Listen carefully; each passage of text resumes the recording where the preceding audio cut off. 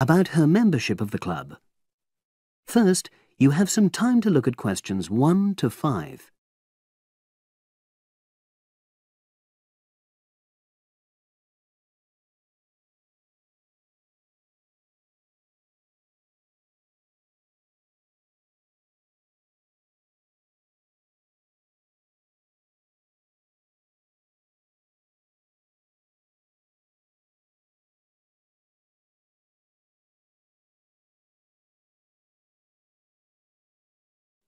Now we shall begin. You should answer the questions as you listen, because you will not hear the recording a second time. Listen carefully and answer questions 1 to 5. Oh, excuse me. I wonder if you'd have the time to take part in some market research. What's it about? About this club and your experiences and opinions about being a member. It'll take less than 5 minutes. Oh, OK then, as long as it's quick.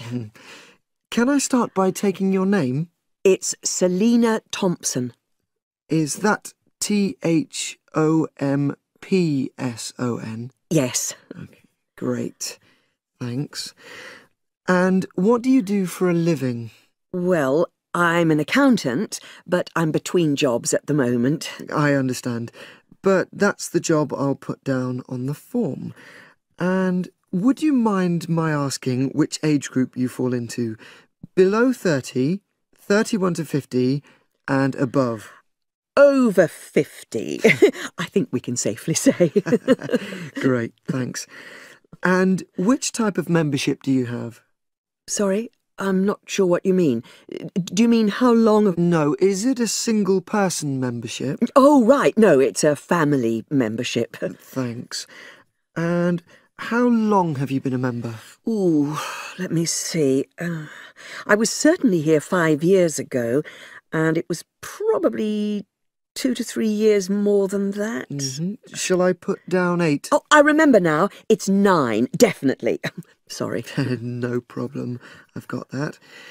And the last question in this first part is, what brought you to the club? Sorry? How did you find out about the club? Did you see any ads? Well, I did actually, but I have to say I wasn't really attracted to the club because of that. It was through word of mouth. So you were recommended by a friend? Actually, my doctor.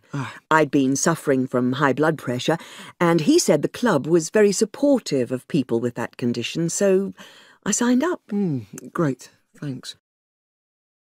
Before you hear the rest of the conversation, you have some time to look at questions 6 to 10.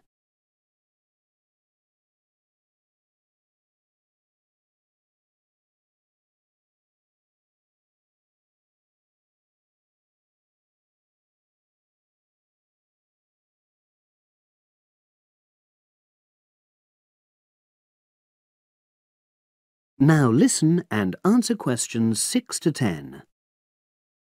Now, for the second part of the form, I want to ask a bit more about your experience of the club. Sure. How often would you say you use the club? It varies enormously, depending on how busy I am. Of course. But on average, per month? I'd say it averages out at twice a week. OK, so 8 on average. Yeah, and 4 of those are aqua aerobics classes. That leads me to the next question. Would you say the swimming pool is the facility you make most use of? Fair to say that, yep. Right, thanks. And are there any facilities you don't use? One area I realise I've never used is the tennis courts. And there's one simple reason for that. You don't play tennis? Actually, I'm not bad at it. Oh. It's that I'm not happy having to pay extra for that privilege. Oh, right. I've made a note of that. Thanks. Now, in the last section, are there any suggestions or recommendations you have for improvements to the club? Only about health and fitness? Anything at all? Well, I'd like to see more social events. It isn't just a question of getting together for games or classes, but other things, you know. Yes, sure. And another thing that I was thinking when I had my yoga class in the gym last night, we were all sweltering in the heat, was that I think they should put in, or, you know... air conditioning. That's exactly what I mean. The rooms are really light and well designed, but they do need proper installations. Sure. Well, I've made a note of that. Good. So, is there anything else you'd like to suggest? About quality of service, for example? Oh, everyone's very nice here. They couldn't be more friendly and helpful. Oh, but I tell you what, it's a shame the restaurant isn't open in the evening on Saturday, and Sunday as well, for that matter. Oh. So the club should... open it later on those days. OK. Well, thank you very much. That's all the questions I have.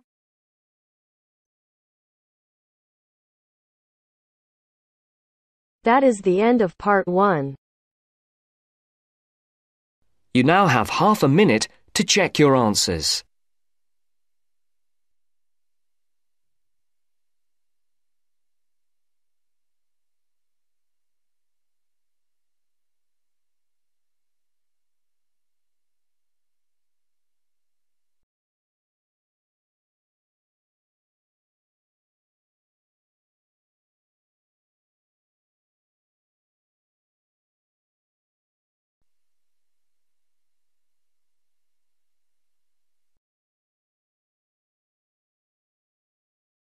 Now turns to part 2. Part 2.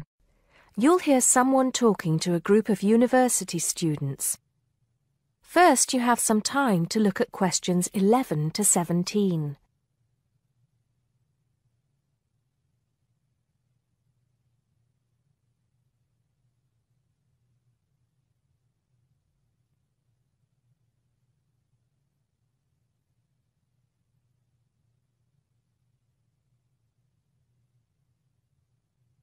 Now listen carefully and answer questions 11 to 17.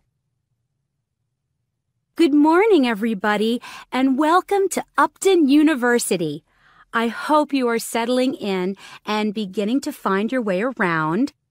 I know how confusing it can be when you start life at university, and that's why we have Freshers Week to help you find your feet. Before I go any further, I should perhaps introduce myself. My name is Sally Jackson, and I am the Secretary of the Students' Union, which has organized this week of events for you. You will usually find me in the office on the first floor of this building when I'm not attending lectures. Anyway, down to business.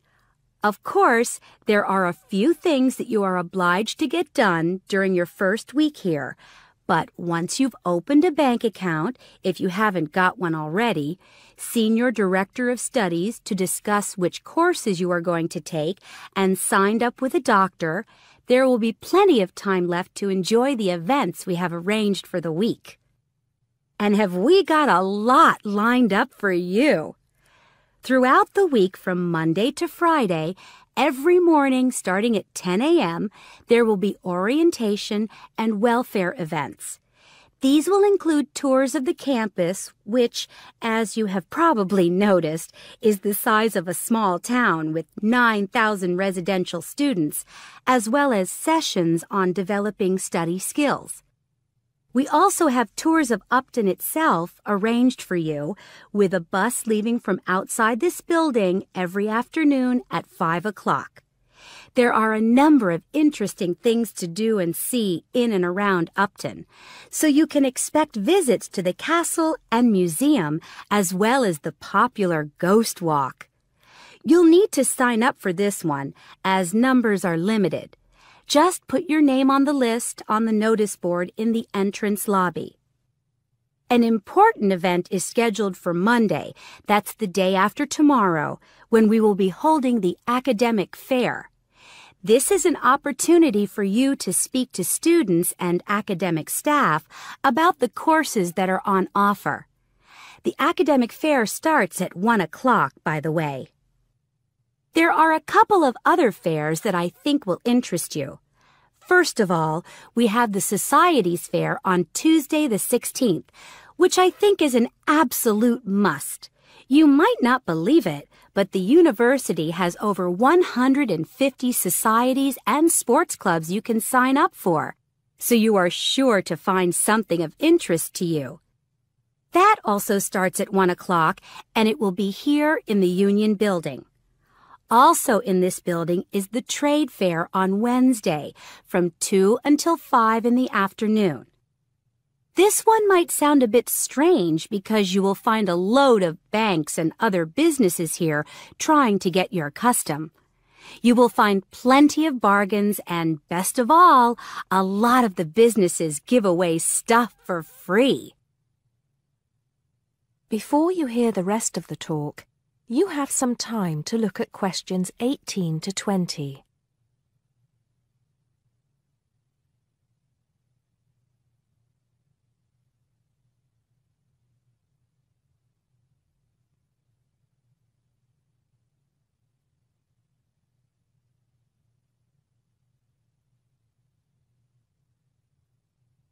Now listen and answer questions 18 to 20.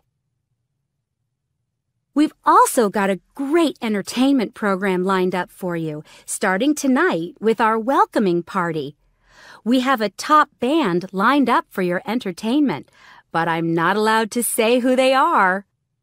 All I can say is that I am sure you will not be disappointed. So come along to Blackmore Hall at 9 o'clock this evening to get your university experience off to a flying start. Just one point. I'm afraid this event is limited to freshers only. Because of space restrictions, you can't bring a friend tonight. Sorry about that. There's more fun and games on Monday in the Cotswold Theater here on campus. We have booked two of the cleverest comedians in the country, Paul Frazier and Jenny Brown, for a 3-hour show. Paul has assured us that he and Jenny have packed the show with new material, and as they always get rave reviews for their shows, I think we can look forward to an evening of great entertainment. That's in the Cotswold Theater on Monday evening at 7:30. Moving along a bit, on Thursday there is an important date for your diaries. This is the official Freshers opening ceremony, when the Dean welcomes you to Upton University. So remember, Thursday the 18th from 2:30 to 3:30 in Blackmore Hall. You certainly should go to this one, and by the way, light refreshments will be available. At the end of the week, on Saturday, you have the chance to dress up in your smartest evening wear for the official Freshers' Ball. Actually, although it's called a ball, it is quite a relaxed affair, so we are more than happy if you turn up wearing jeans and a t-shirt. The important thing is to relax and enjoy yourselves. Time and place are the same as for this evening's party. Blackmore Hall from 9 in the evening to 3 o'clock in the morning. Right. I think I've covered the most important and exciting events we have lined up for you, but there will be plenty of other things going on throughout the week, so remember to check the notice board in the entrance lobby regularly. Enjoy the rest of the day, and I look forward to meeting as many of you as possible this evening at the welcoming party. That is the end of part 2. You now have half a minute to check your answers.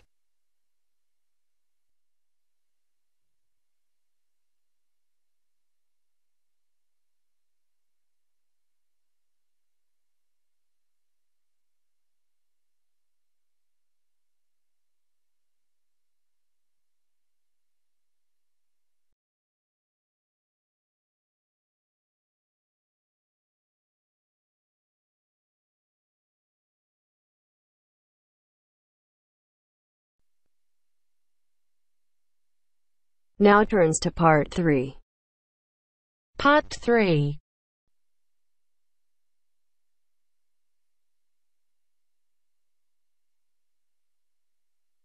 Now turns to part 3.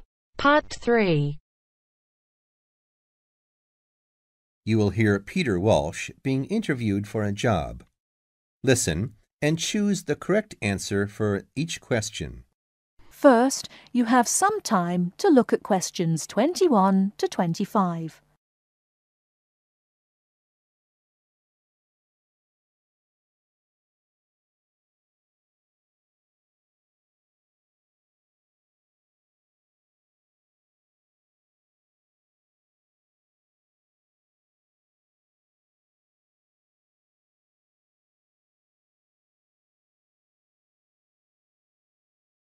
Now, listen carefully and answer questions 21 to 25. Joanne! Hi, you must be Rob. Nice to meet you. So, I hear you're planning to visit Australia. Yeah, and I really wanted to talk to you because I was thinking of spending some time in Darwin, and my sister told me you're from there. That's right. So, tell me about it. Well, where shall I start? Well, Darwin's in what they call the top end, because it's right up at the northern end of Australia, and it's quite different from the rest of Australia in terms of cultural influences. In fact, it's nearer to Jakarta in Indonesia than it is to Sydney, so you get a very strong Asian influence there. That means we get lots of tourists.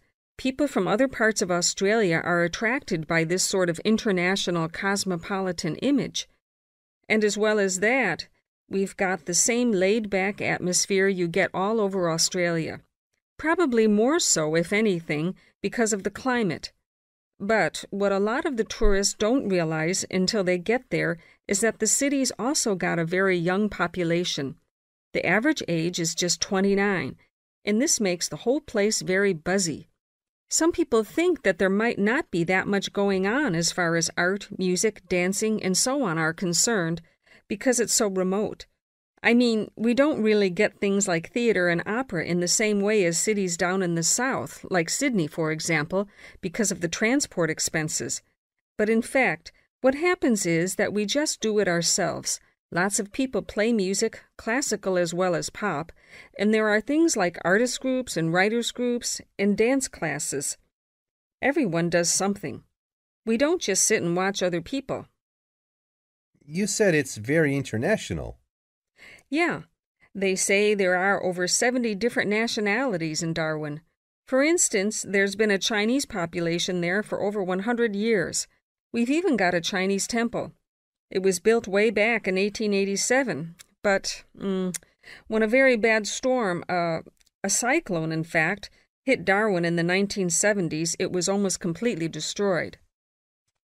The only parts of the temple that survived were part of the altars and the stone lions, but after the storm, they reconstructed it using modern materials. It's still used as a religious center today. But it's open to tourists, too, and it's definitely worth going to see it. Oh, and as far as getting around goes, you'll see the places that advertise bicycles for hire. But I wouldn't recommend it. A lot of the year, it's just so hot and humid.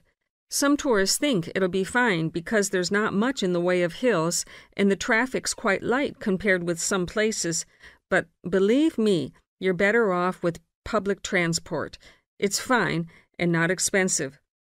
Or you can hire a car, but it's not really worth it. What's the swimming like? Well, there are some good beaches, but the trouble is that there's this nasty creature called the box jellyfish, and if it stings you, you're in bad trouble. So you have to be very careful most of the year, especially in the winter months. You can wear a lycra suit to cover your arms and legs, but I wouldn't like to risk it even so, personally. And there are the saltwater crocodiles, too. I mean, I don't want to put you off.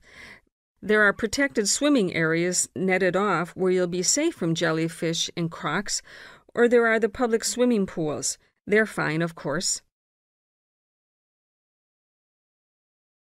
Before you hear the rest of the talk, you have some time to look at questions 26 to 30.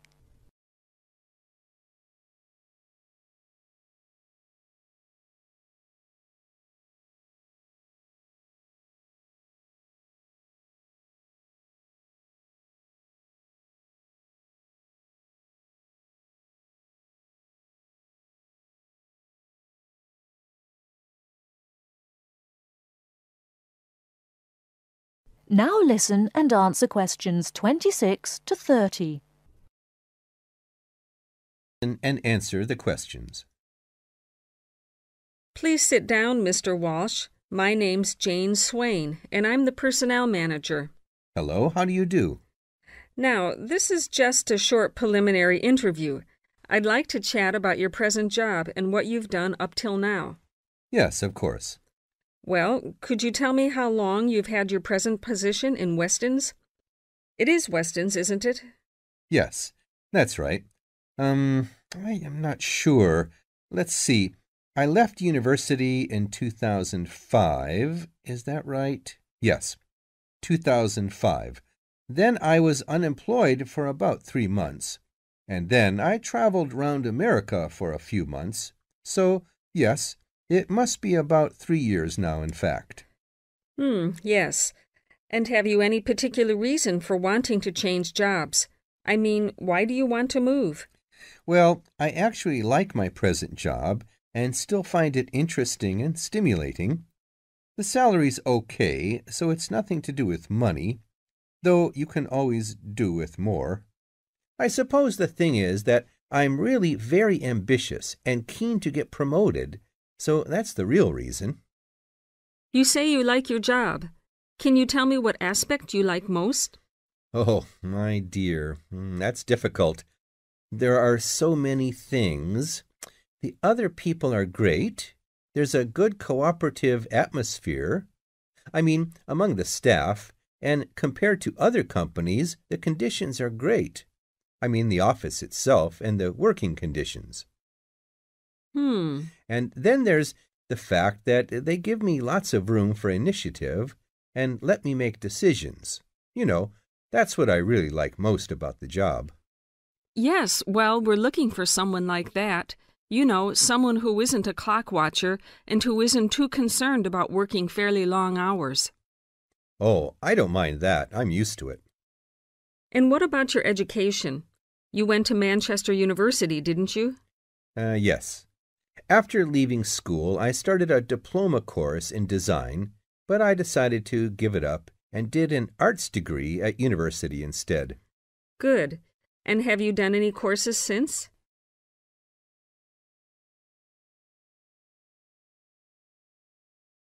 That is the end of part 3. You now have half a minute to check your answers.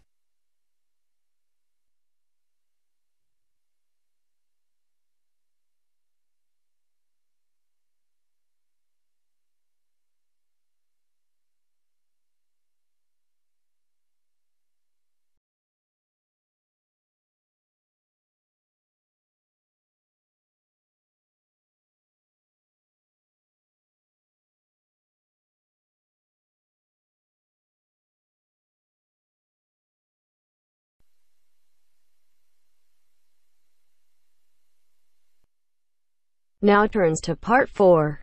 Part 4. You are going to hear a lecture about the geographic information about Australia. You now have some time to read questions 31 to 40.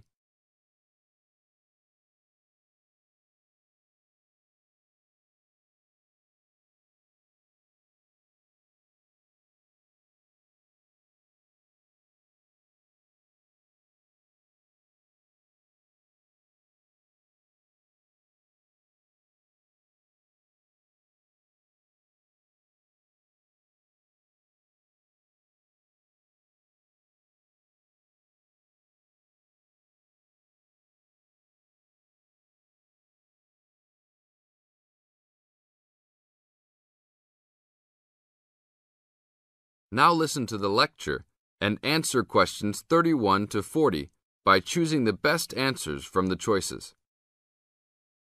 Good morning, everybody. We'll continue to look at Australia, and today look at one of its greatest natural challenges, water for the agricultural sector. As the only nation to occupy an entire continent, Australia has a unique environment, with much of it very flat and dry.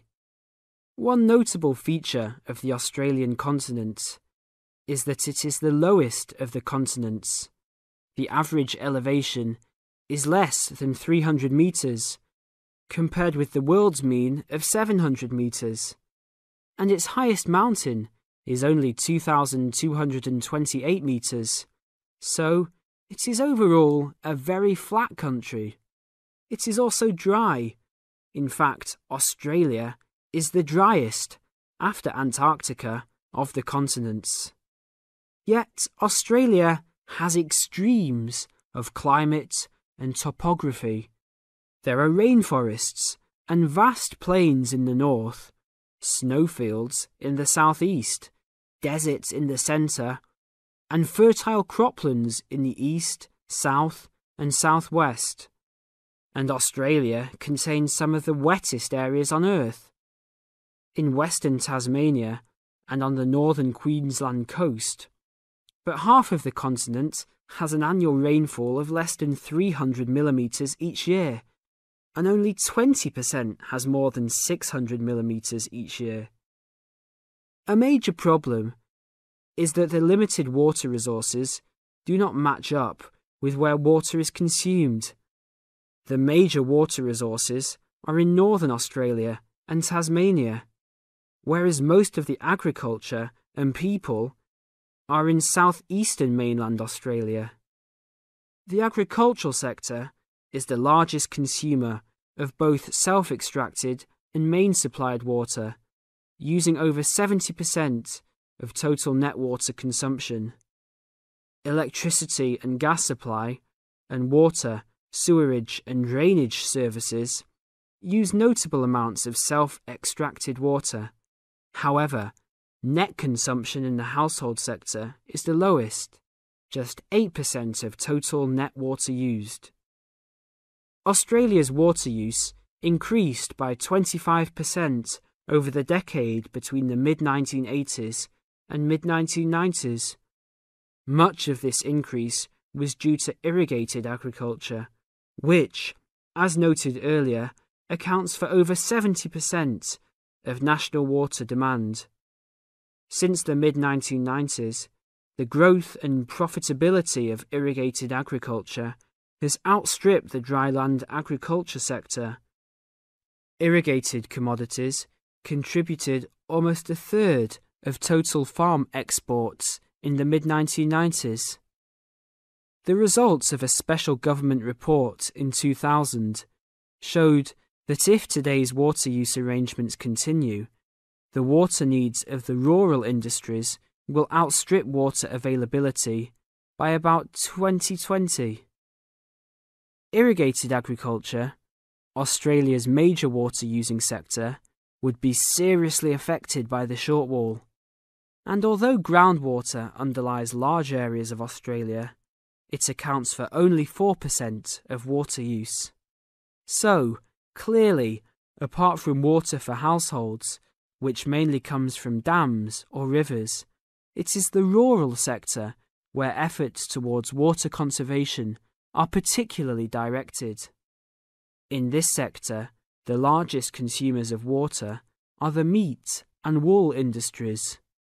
One of the major problems in considering sustainable agriculture is the large amounts of irrigated water used to produce these products. Some of the crops, such as wheat, maize, and soybeans, also use a lot of water.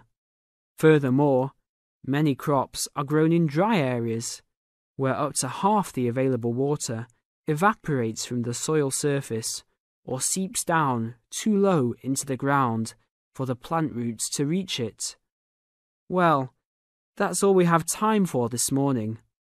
You will be able to do further study on this topic in the library, and I have a handout here with references for those who want to come out to the front to collect it. Next week, we'll look at outback farming and... That is the end of part 4. You now have half a minute to check your answers.